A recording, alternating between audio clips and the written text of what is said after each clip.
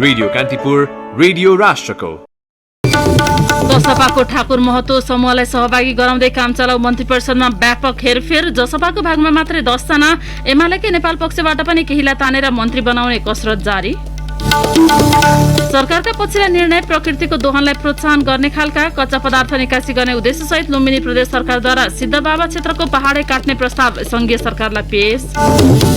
तराई मधेसमा बढी देखिएको कालो ढुसीका बिरामी काठमाडौँमा पनि बढ्दै। कोभिड-19 एन्टिजेन परीक्षणको पोजिटिभिटी रेट 31%। फेसबुकद्वारा अमेरिकाका पूर्व राष्ट्रपति ट्रम्पको अकाउन्ट 2 वर्षका लागि निलम्बन। नाइजेरियामा ट्विटरमाथि प्रतिबन्ध। ग्रिसका सित्सिपास, रसियन मेदवेदेव, जापानी निसिकोरी र स्पेनिस बुस्टा फ्रेन्च ओपन टेनिसको चौथो चरणमा महिलातर्फ सेरेना र अजारेन्कालाई पनि सफलता। नमस्कार, कान्तिपुर डायरीका साथमा साथी केसु र म प्रतीक्षा। समाचार अब विस्तारमा।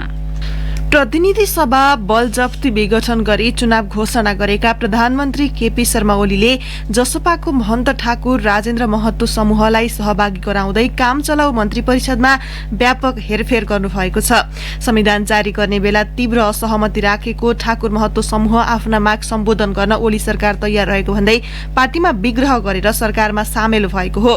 प्रधानमन्त्री ओलीले अर्थमन्त्री विष्णु पौडेल, शिक्षा मन्त्री कृष्ण गोपाल श्रेष्ठ, भौतिक पूर्वाधार तथा यातायात मन्त्री वसन्त कुमार नेवाङ र कानून मन्त्री लीलानाथ श्रेष्ठ गरी 4 जना बाहेक पुराना सबै मन्त्री हटाउनु भएको छ। जसपाका दोस्रो एमालेका 2 जना नयाँ मन्त्री थप्नु भएको छ। 17 सदस्यीय मन्त्री परिषदमा 3 जना उपप्रधानमन्त्री भएका छन्। 2074 को प्रतिनिधि सभा चुनावपछि प्रधानमन्त्रीको जिम्मेवारी सम्हाल्दा उपप्रधानमन्त्री नराख्ने उद्घोष गरेका ओलीले आफ्नै बाचाबाट विचलित भएर 2 हुँदै अहिले उपप्रधानमन्त्रीको संख्या 3 पुर्याउनु भएको हो। यसअघि उपेन्द्र यादव सरकारमा सहभागी हुँदा उहाँ र ईश्वर पोखरेल गरी 2 उपप्रधानमन्त्री थिए। यादव हटेपछि एक्लो उपप्रधानमन्त्री रहेका पोखरेल हिजोको पुनर्गठनमा बाहिरिनु भएको छ। ओलीले विष्णु पौडेल, रघुवीर महासेठ र राजेन्द्र महतोलाई उपप्रधानमन्त्री बनाउनु भएको छ। संविधान जारी भएपछि पहिलो पटक प्रधानमन्त्री भएका बेला ओलीले 6 जनासम्म उपप्रधानमन्त्री राख्नु भएको थियो। आउँदो कार्तिक र मङ्सिरमा मध्यावधि चुनावको घोषणा गरिसकेका प्रधानमन्त्री ओलीले सरकारमा आफूलाई समर्थन गरेका जसपाका 20 मध्ये 10 जनालाई सरकारमा सहभागी गराएर मधेसप्रति उदार भाव देखाउनु भएको छ। मधेसबाट प्रतिनिधित्व गर्ने आफ्नै पार्टीका रघुवीर महासेठलाई पनि ओलीले उपप्रधान एवं परराष्ट्र मन्त्रालयको जिम्मेवारी दिनुभएको छ।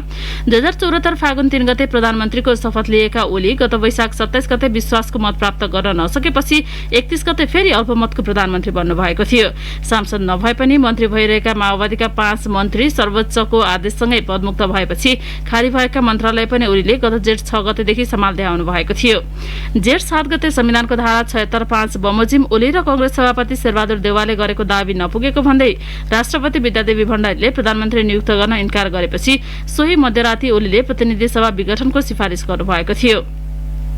लगत्तै ओली नेतृत्वको सरकारमा जाने या सर्वोच्चको फैसलापछि मात्रै सरकारमा सहभागी हुने भन्ने बारेमा जसपाको यो खेमाले निर्णय गर्न सकिरहेको थिएन। हिजो दिउँसो ओलीसित ठाकुर महतोले भेट गरेपछि महतोको नेतृत्वमा 8 जना मन्त्री र 2 जना राज्य मन्त्री सहित सरकारमा सहभागी हुने सहमति जुटेको थियो।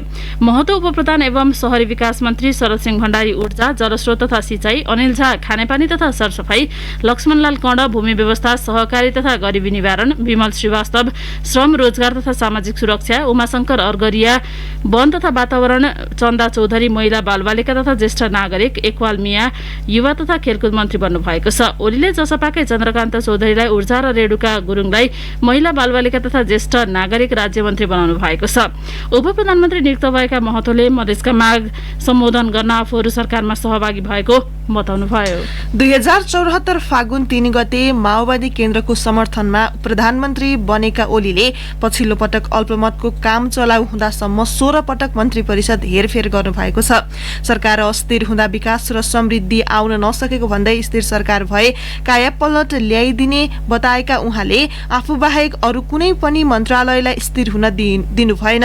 ओली नेतृत्वको सरकारले कार्यकालको 4 वर्ष गुजार्दा 59 जना मन्त्री फेरिसकेका छन्। छन्। यो बीचमा कानून मन्त्रालयमा सबैभन्दा धेरै 6 पटक मन्त्री फेरिए। जनता समाजवादी पार्टी जसपाका अध्यक्ष महन्त ठाकुर पक्षको संघीय सरकारमा सहभागिताको प्रत्यक्ष असर प्रदेश 2 सरकारमा पर्ने देखिएको छ। जसपाका अर्का अध्यक्ष उपेन्द्र यादव पूर्व राजपा धारका मन्त्रीलाई हटाएर तत्काल प्रदेश सरकार पुनर्गठन गर्ने तयारीमा रहेको उहाँ निकट स्रोतले जनाएको छ। प्राविधिक रूपमा एक भए पनि व्यावहारिक रूपमा पार्टी विभाजन भइसकेकाले यादव पक्षले प्रदेश सरकारमा पूर्व राजपाका मन्त्रीहरूलाई हटाएर केन्द्रको विपक्षी गठबन्धन सम्मिलित सरकार बनाउन चाहेको छ। मन्त्रीपरिषद पुनर्गठनको तयारीमा रहेका यादवले हिजो कंग्रेस उपसभापति विमलेन्द्र निधिलाई भेटेर मन्त्रीका लागि नाम दिन आग्रह गर्नुभएको थियो, तर निधिले कंग्रेसलाई मुख्यमन्त्री दिएर केन्द्रकै विपक्षी गठबन्धन सम्मिलित सरकार बनाउन प्रस्ताव राख्नु भएको छ। यादवले केही दिन अघि कंग्रेस सभापति शेरबहादुर देउवालाई पनि भेटेर यस विषयमा कुरा गर्नुभएको थियो।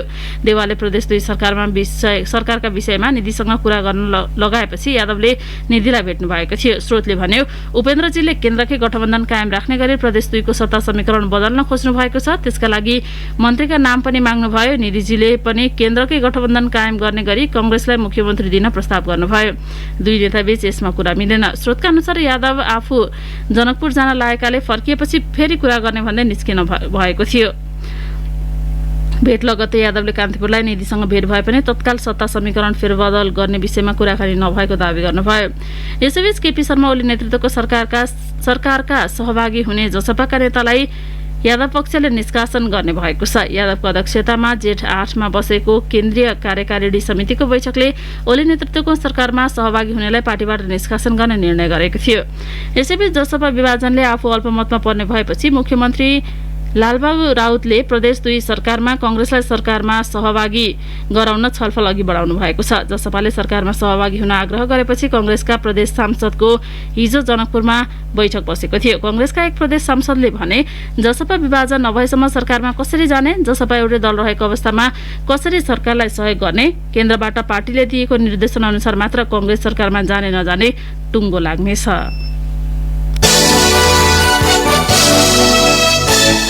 प्राकृतिक प्रणालीको पुनःस्थापना नाराका साथ विश्व वातावरण दिवस आज मनाइँदैछ। कोभिड-19 संक्रमणका कारण यो दिवसमा विगतमा जस्तो तामझामका कार्यक्रम नभए पनि वन तथा वातावरण मन्त्रालय अन्तर्गतको वातावरण विभागले वातावरण संरक्षणका उपलब्धिका विषयमा विज्ञ र सरोकारवालासँग भर्चुअल माध्यमबाट छलफल गर्दैछ। मन्त्रालयले 1 महिना यता गरेका निर्णय केलाउने हो भने नारामा जस्तो प्राकृतिक प्रणालीको पुनर्स्थापना होइन, प्रकृतिको दोहनलाई प्रोत्साहन गर्ने खालका छन्। सरकारले जेठ 15 मा बजेट वक्तव्य मार्फत चुरे भाबर र तराई मधेसमा प्रत्यक्ष असर पुग्ने गरी ढुङ्गा गिटी र बालुवा निकासी खुल्ला गरेको छ। यसको सर्वत्र विरोध भइरहेको छ। बजेट वक्तव्यमै चुरे तथा महाभारत श्रृङ्खलाका सम्भाव्य स्थानमा होटल, मोटर, रिसोर्ट लगायत शीतल आवास निर्माण गरी पर्यटन प्रवर्धन गर्न निजी क्षेत्रलाई लिजमा जग्गा उपलब्ध गराइने भनिएको छ। यो व्यवस्थाले समेत त्यस क्षेत्रमा प्रकृतिको दोहन बढाउने देखिएको छ। त्यस्तै केही दिन अघि तत्कालीन वन तथा वातावरण मन्त्री प्रेमबहादुर आलेले कानून विपरीत निकुञ्ज आरक्षको भित्री भागमा पनि ठूला विद्युत आयोजना र केबल कार निर्माण गर्न दिन सकिने गरी कार्यनीति संशोधन गर्नुभएको थियो। ढुङ्गा गिटी र बालुवा निकासी खुल्ला गरिएपछि आधा जनसङ्ख्या ओगटेको तराई मधेसलाई मरुभूमिकरणतर्फ धकेलिने भन्दै सरोकारवाला र विज्ञले निर्णय फिर्ताका लागि सरकारलाई दबाब दिइरहेका छन्। कच्चा पदार्थ निकासी गर्ने उद्देश्यसहित लुम्बिनी प्रदेश सरकारले रूपन्देही र पाल्पाको सिमानामा रहेको सिद्धबाबा क्षेत्रको पहाडी काट्ने प्रस्ताव संघीय सरकारलाई पेश गरेको छ। नयाँ बजेटमा अर्थमन्त्री विष्णु पौडेलको ढुङ्गा गिटी निकासी गर्ने योजनासँगै प्रदेश सरकारको प्रस्ताव पनि स्वीकृत हुने देखिएको छ।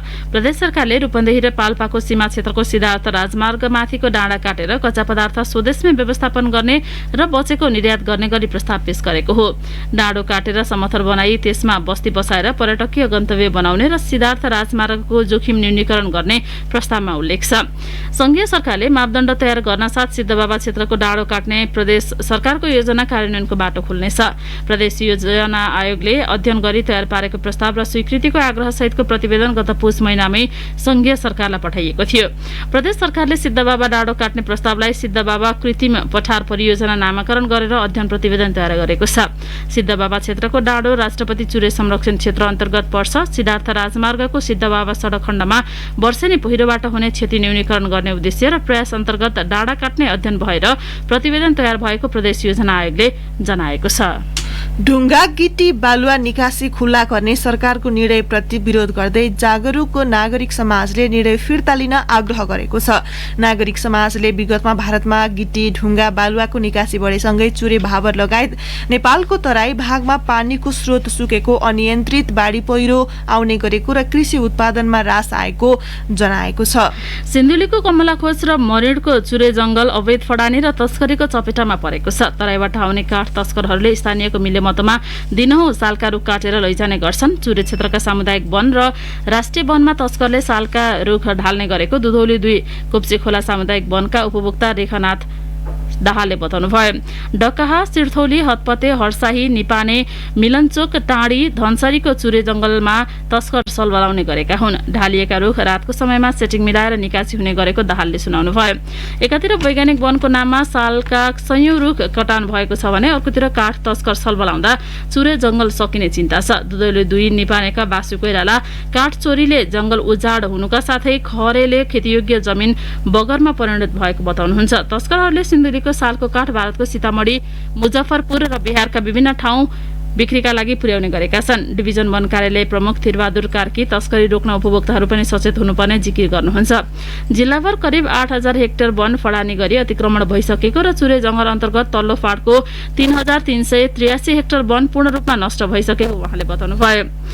उता 48.75% क्षेत्रफल चुरे क्षेत्रले ओगटेको मकवानपुरमा वर्षेनी उर्वर जमिन बगर बनेर सुकुम्बासी परिवारको संख्या बढ्दैछ। मकवानपुरमा मात्र करिब 150 किलोमिटर भन्दा बढी फैलिएको चुरेमा वन विनाश पर्दा खरेले बस्ती र जमिन बगर बनाउँदै गएको हो। कान्तिपुर डायरीमा अब ब्रेकको पालो। ब्रेकपछि कान्तिपुर डायरीमा अब कान्तिपुर सविस्तार। कान्तिपुर सविस्तार। किसानलाई सहुलियत दरमा उपलब्ध गराउन सरकारले रासायनिक मलको पर्याप्त आपूर्तिका लागि वर्षेनी अर्बौं रुपियाँ अनुदान दिँदै आएको छ। अनुदानको मल कृषि सामग्री कम्पनी र साल ट्रेडिङ कर्पोरेसन मार्फत बिक्री गरिँदै आएको छ। सरकारले मल खरिदका लागि वर्षेनी पर्याप्त बजेट छुट्याए पनि समयमा टेन्डर प्रक्रिया सुरु नहुँदा पछिल्ला वर्षहरूमा बजारमा सधैँ हाहाकार हुने गरेको थियो। समयमै टेन्डर नहुने र टेन्डर पछिको सम्झौता अनुसार ठेकेदारले मल नल्याइदिँदा हरेक वर्ष किसानले अभाव खेप्दै आएका थिए। तर अहिले रासायनिक मलको मौजदात पर्याप्त रहेको भन्दै रोपाईका लागि यो वर्ष मलको अभाव नहुने दाबी सरकारको छ। आगामी आर्थिक वर्ष 2078-79 को वार्षिक बजेटमा रासायनिक मल खरिदले प्राथमिकता पाएको छ। खेतीबाली लगाउने समय अगावै रासायनिक मलको पर्याप्त आपूर्ति सुनिश्चित गर्न रासायनिक मलको अनुदान बजेट बढाएर 12 अर्ब रुपैयाँ पुर्याइएको छ। आर्थिक वर्ष 2077-78 मा 11 अर्ब र 2076-77 मा सरकारले रासायनिक मल खरिदका लागि अनुदानमा 50% ले वृद्धि गरी 9 अर्ब रुपैयाँ पुर्याएको थियो। गत शनिबार बजेट सार्वजनिक गर्दै अर्थमन्त्री विष्णु पौडेलले अबको 3 वर्षभित्र रासायनिक मल कारखाना स्थापना गर्ने गरी प्रारम्भिक कार्य अघि बढाएको समेत बताउनु भएको थियो। खेतीबाली लगाउने समय अगावै रासायनिक मलको पर्याप्त आपूर्ति सुनिश्चित गरिनेछ। 3 वर्षभित्र रासायनिक मल कारखाना स्थापना गर्ने गरी प्रारम्भिक कार्य अघि बढाउन बजेट छुट्याएको छु। रासायनिक मलमा प्रदान गरिने अनुदानलाई वृद्धि गरी रु 12 अर्ब पुर्याएको छु। कृषि प्रधान देश भनिए पनि खेतीको सिजनमा रासायनिक मलको अभाव किसानका लागि नियमित नियति नै हो। खेतीमा लाग्नेले कहिल्यै समयमै मल र बिउ बिजन पाउँदैनन्। एकातिर अनुदान मल बिक्री गर्ने दायित्व पाएका कम्पनी र केही व्यापारीको बेइमानी, अर्कातिर बाली उब्जाउनकै निम्ति कृषक ऋण लिएर मलमा जति पैसा खर्च गर्न पनि तयार हुनुपर्ने अवस्था छ। सरकार र मातहतका निकाय जवाफदेही नहुँदा किसानले सधैँ मलको समस्या भोग्नु परेको सुनाउँछन् कृषक समूह महासंघका पूर्व अध्यक्ष उद्धव अधिकारी। खेती लगाउने समय हामी आम नीति निर्माताहरूलाई पनि थाहा छ, तर तदनुरूपको मल बिउको व्यवस्थापन गर्ने सवालमा पनि उहाँहरूलाई कसैले भनिराख्नु पर्दैन। तर अघिल्लो आर्थिक वर्षमा विनियोजन भएको बजेटको अर्को आर्थिक वर्ष लागिसक्दाखेरि समेत कार्यान्वयन नहुने जुन खालको अवस्था छ, यो चाहिँ निकै दुःखदायी अवस्था हो। जहिले पनि मल जस्तो चिज पनि किसानले समयमा नपाएर खेती लगाउने बेलामा त्यो मल लिने ठाउँसम्म माया मारेर गएर लाइन लाग्नुपर्ने जो अवस्था अहिलेको सन्दर्भमा कुरा गर्नुहुन्छ भने त 1 बोरा मलले 4 भाग लगाएर मल लिएर घर फर्केको अवस्था छ। नेपालमा वार्षिक करिब 8 लाख टन रासायनिक मलको माग छ, तर आपूर्ति आधा पनि हुन सकेको छैन। समयमै टेन्डर नहुने र टेन्डर पछिको सम्झौता अनुसार ठेकेदारले मल नल्याइदिने नदिँदा हरेक वर्ष किसानले अभाव झेल्नुपर्छ। यसपटक मौजदात पर्याप्त भएकाले समस्या नहुने कृषि सामग्री कम्पनी र साल ट्रेडिङ कर्पोरेसन लिमिटेडको दाबी छ।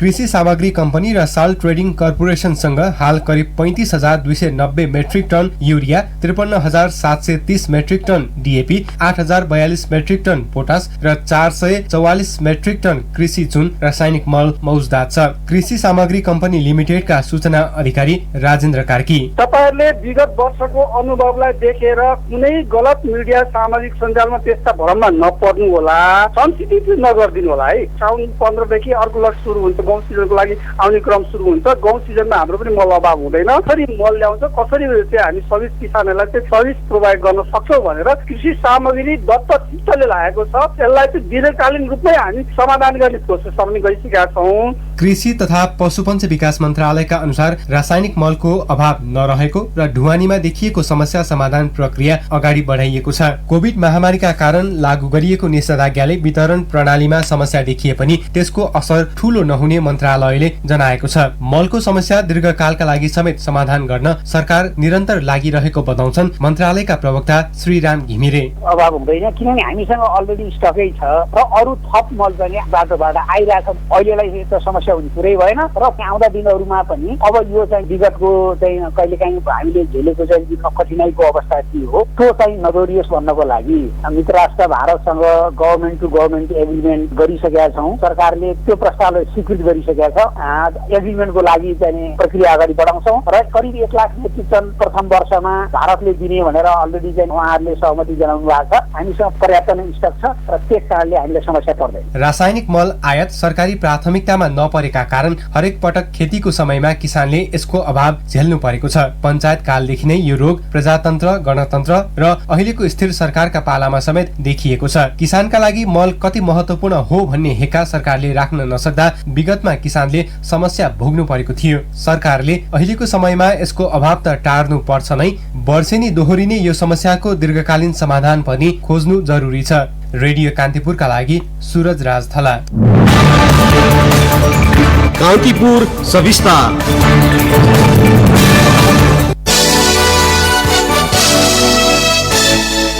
गाउँपालिकाहरूले थप आर्थिक दायित्व सृजना हुने गरी सरकारले बजेट वक्तव्य मार्फत प्रस्ताव गरेका कार्यक्रम कार्यान्वयन नगर्ने घोषणा गरेका छन्। स्थानीय तहले कार्यान्वयन गर्नुपर्ने शर्तमा नयाँ नयाँ कार्यक्रम घोषणा गर्ने तर बजेट नदिने सरकारी नीतिको विरोध गर्दै संघीयताको भावना विपरीत आर्थिक दायित्व वहन गर्न नसक्ने भनाई गाउँपालिकाहरूले सार्वजनिक गरेका हुन्। बजेटले सबै क्षेत्र समेट्ने प्रयास गरेको विषय सकारात्मक रहे पनि कार्यान्वयनमा देखिएको समस्या यथावत रहे उपलब्धि नहुने गाउँपालिका अध्यक्षहरूको धारणा छ। अर्थमन्त्री विष्णु पौडेलले गत साता प्रस्तुत गरेको बजेटका सन्दर्भमा गाउँपालिकाका अध्यक्ष उपाध्यक्षहरूको छलफलले बजेट बिनाका कार्यक्रम तय गरिएको र कम बजेटमा धेरै काम गर्नुपर्ने बाध्यता सृजना गराइएको निष्कर्ष निकालेको छ। 250 भन्दा बढी गाउँपालिका अध्यक्ष सहभागी भर्चुअल बैठकको 11 बुँदे निष्कर्ष हिजो सार्वजनिक गर्दै गाउँपालिका महासंघले बजेट बिना कुनै पनि योजना कार्यान्वयन गर्न गाउँपालिका बाध्य नहुने जानकारी गराएको छ। जसले कार्यक्रम घोषणा गर्छ आर्थिक दायित्व पनि उसैले लिनुपर्ने महासंघका अध्यक्ष होमनारायण श्रेष्ठले बताउनुभयो। त्रिवी शिक्षण अस्पतालमा कोभिड-19 संक्रमण निको भएको 10 दिनपछि ललितपुरका 64 वर्षीय पुरुषको भित्री नाक र पिनासको शल्यक्रिया गरिएको छ। म्युकोरमाइकोसिस कालो ढुसी रोग देखिएका उनी मधुमेह र मृगौला रोगी थिए। पछिल्लो समय बढ्न थालेको कालो ढुसीले संक्रमित भित्री नाक, पिनास र आँखाको भागको पातलो हाड बुधबार शल्यक्रिया गरी सफा गरियो। शिक्षण अस्पतालमा कोभिडजन्य म्युकोरमाइकोसिसको कारण शल्यक्रिया गरिएका उनी तेस्रो व्यक्ति हुन्। पहिले तराई मधेसमा यो संक्रमणको उपचार गराउनेहरू बढी देखिने गरेकोमा हाल राजधानीमा समेत देखिन थालेका छन्। अन्य 2 जना म्युकोरमाइकोसिसका बिरामी त्रिवी शिक्षण अस्पतालमा भर्ना भएका छन्। त्रिवी शिक्षण अस्पतालको नाक कान घाँटी विभागका डाक्टर रविन्द्र प्रधानाङ्गले भन्नुभयो, धन्न उनी लगायत 3 जना शल्यक्रिया गरिएकाको आँखासम्म संक्रमण नपुगेकाले आँखा झिक्नु परेन। यसअघि नेपालगञ्जका कोभिड संक्रमित 2 जनाको म्युकोरमाइकोसिसका कारण शल्यक्रिया गरिएको थियो। नेपालगञ्जबाट आएका 44 वर्षीय पुरुषको राइनो अर्बाइटल म्युकोरमाइकोसिसको पहिलो शल्यक्रिया जेठ 9 गते गरिएको थियो। ती व्यक्तिलाई कोभिड भएको तेस्रो सातामा समस्या भएपछि नाकको भित्री भागमा पिनासको ढुसी परेको र कुहिएको भागलाई शल्यक्रिया गरेर सफा गरिएको थियो।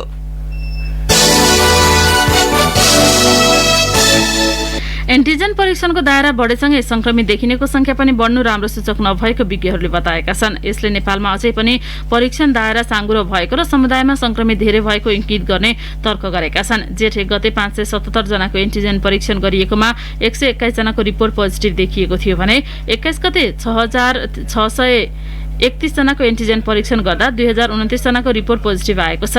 जेठ 1 गते एन्टिजेन परीक्षणको पर्सेन्टेज पोजिटिभ रेट करिब 21% थियो भने 21 गते करिब 31% पुगेको छ। स्वास्थ्य मन्त्रालयले दैनिक सार्वजनिक गर्ने तथ्याङ्क अनुसार जेठ 16 गते 1784 जनाको एन्टिजेन परीक्षण गरिएको थियो। त्यसमा 667 जनामा पोजिटिभ देखिएको थियो भने त्यो भनेको पोजिटिभिटी रेट 37% थियो। त्यस्तै जेठ 17 गते 2425, 18 गते 3018, 19 गते 3073, 20 गते 3211 जनाको एन्टिजेन परीक्षण गरिएको थियो। जेठ 21 गते पीसीआर परीक्षणको पोजिटिभिटी रेट पनि करिब 33% छ। काठमाडौँको बालमन्दिर नक्साल र सिफलका 45 जना बालबालिका हिजो कोरोना संक्रमण मुक्त भएका छन्। उनीहरूमा जेठ 10 मा कोरोना देखिएको थियो। त्यही दिन देशभरि 680 बालबालिकामा कोरोना पुष्टि भएको थियो, जसमा 9 वर्ष मुनिका मात्र 173 जना थिए। बालमन्दिरका 46 बालबालिका र 7 कर्मचारीलाई कोरोना देखिएपछि कीर्तिपुर स्थित राष्ट्रिय आयुर्वेद अनुसन्धान तथा तालिम केन्द्रले सञ्चालन गरेको आइसोलेसनमा राखिएको थियो। 10 दिन उपचारपछि एन्टिजेन विधिबाट स्वाब परीक्षण गर्दा उनीहरूको रिपोर्ट नेगेटिभ आएको हो।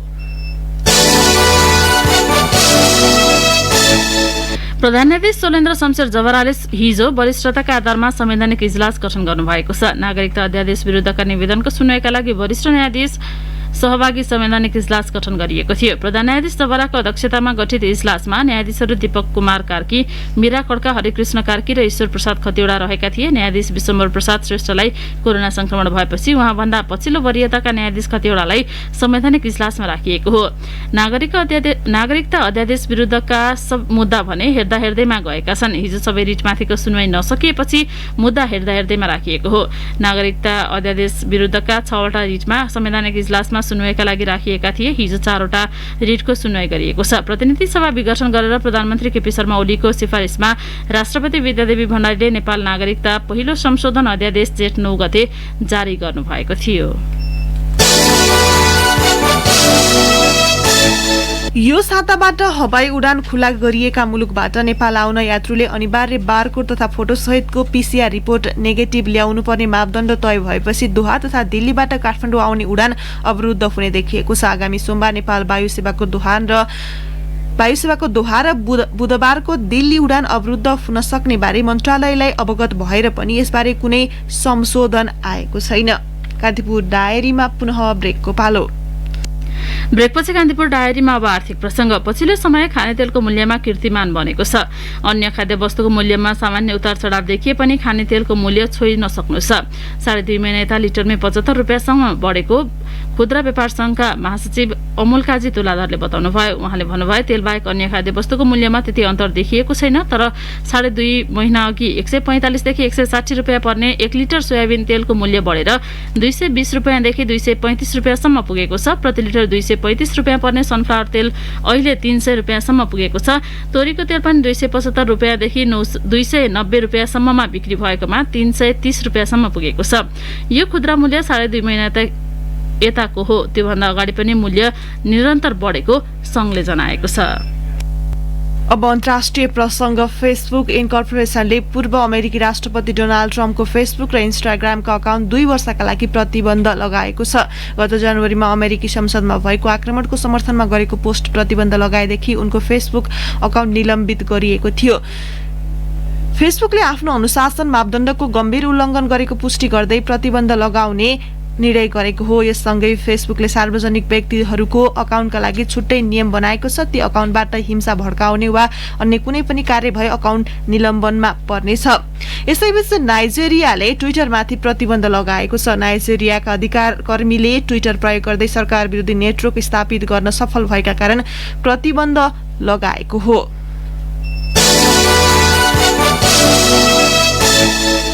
अब खेल प्रसंग। ग्रिसका Stefanos Tsitsipas, Russian Daniil Medvedev, जापानी केई निशिकोरी र स्पेनी कारेनो बुस्टा फ्रेन्च ओपन टेनिसको चौथो चरणमा प्रवेश गरेका छन्। अमेरिकी जोन इस्नरलाई 3-1 सेटले हराउँदै सित्सिपासले अन्तिम 16मा स्थान सुरक्षित गरेका हुन्।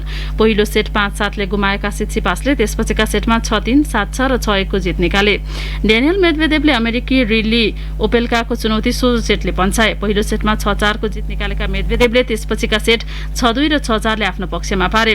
स्विस हेनरी लाक्सोनेनलाई 20मै खेल छोडेपछि जापानी केही निशिकोरी विजयी घोषित हुँदै प्री क्वार्टर फाइनलमा प्रवेश गरेका छन्। पहिलो सेटमा 7-5 ले पछि परेका हेनरीले दोस्रो सेटबाटै खेल छोडेका थिए। स्पेनी कारेनो बुस्टाले अमेरिकी स्टेफ जोन्सनलाई सोझो सेटले हराउँदै अघिल्लो चरणमा प्रवेश गरे। अन्य खेलहरूमा जित निकाल्दै जर्मनीका अलेक्जेन्डर जेभरेभ, अर्जेन्टिनी फेडरिको डेलबोनिस र स्पेनी डेभिडोभिक फोकिनाले अर्को चरणमा स्थान सुरक्षित गरेका छन्। महिला एकलतर्फको खेलमा जित हात पार्दै अमेरिकी सेरेना विलियम्स, बेलारुसकी भिक्टोरिया अजारेन्का र स्पेनी पाउला बाडोसाले प्री क्वार्टर फाइनलमा स्थान बनाएका छन्।